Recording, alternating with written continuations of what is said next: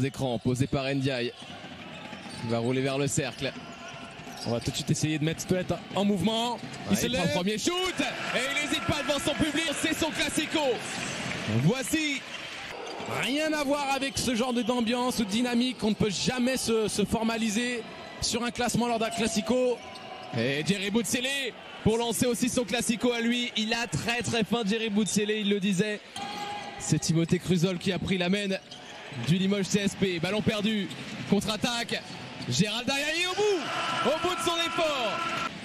Le défi physique à suivre entre la bonne Boutsiélé et Corneli. Oh, il a réussi à se trouver un ballon derrière lui, derrière l'épaule, et il arrive à transmettre au grec. Relation intérieure-intérieure. Une jauge réduite, comme vous le savez. Williams en mouvement. La percussion devant Jerry Boutsiélé. Fallait oser. Rebond pour les Bernais qui cavalent. Et Threat qui envoie Corneli en altitude. Et voici Bibins. C'est l'enchaînement des matchs aussi, hein, Lucas, qui inspire le technicien Bernais. La transmission. Il a des yeux dans le dos. Potentiel, le petit shoot intermédiaire, d'aller finir au cercle ou même de provoquer sur le pic. Et la bonne séquence défensive. C'est rapide. En parlant de vitesse, Speedy Smith à l'arrivée. Diawara, le rebond en haute altitude.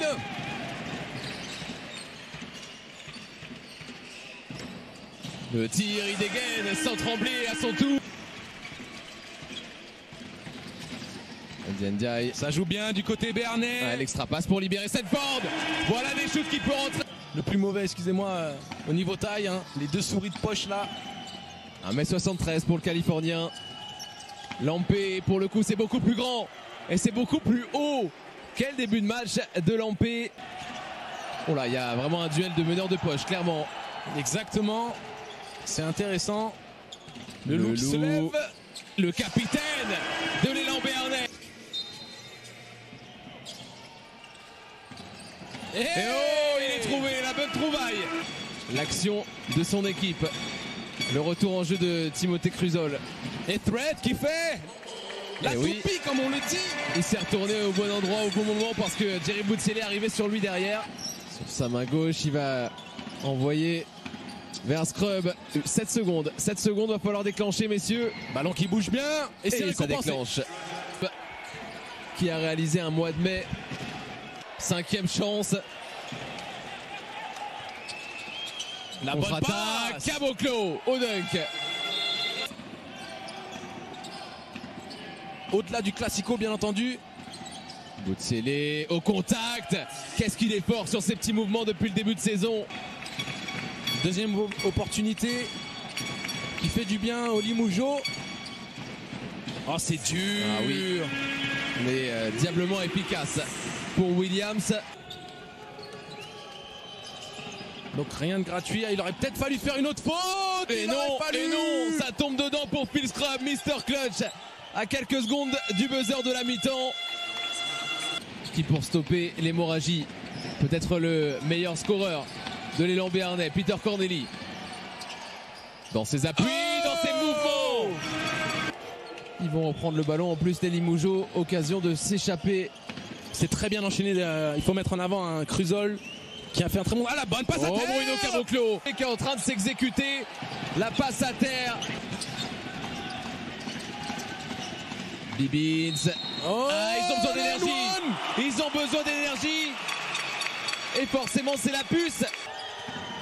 Ouais, attention quand même à cette situation. Caboclo, c'est bien exécuté. Les deux grands qui se connectent et qui trouvent la faille. Excellent dans le tempo. Ils montent en gamme, que ce soit dans les actions proposées en attaque, les enchaînements. Alors la pour Ndiaye au dunk. Qui dépose juste à côté de l'arceau le ballon. Ndiaye n'a plus qu'à écraser la bonne séquence. Et oui, non, ils se laisseront pas faire, les Béarnais. Alors que ça revenait par Smith Jr. à l'aveugle. Scrub qui change de rythme et qui se faufile. Incroyable finition tout en touché.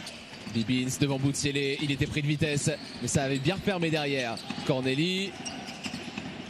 Bibins, on lui propose un tir à 3 points, il le prend. Speedy Smith qui va devoir défendre avec Bruno Caboclo notamment. Et il s'est aussi shooté avec Bibins. Faut lui donner la balle en dessous à Bibins. Là, il y a Ioannis Kouzeloglou qui est proposé. Qui est en plus un bon joueur de post-up. Hein. Et il est pas mal non plus celui-ci. Limoges qui va chercher à le punir immédiatement. Avec Guignard, il est passé. Oh, Marcus Guignard. Waouh, sur Peter Corneli. Notamment ce garçon, Peter Corneli, en attaque. Il était trappé, il a été obligé de la lâcher. Bibins, quelle vitesse, le petit pull-up, de rester au contact. Voilà, défensivement, la très bonne passe. La lecture, et en général près du cercle. Les mains sont parfaites, toujours en place, dans une position inconfortable, alors qu'on s'approche des 5 dernières minutes. Scrub qui a corrigé le tir, hein, qui avait commis beaucoup de pertes de balles en première mi-temps.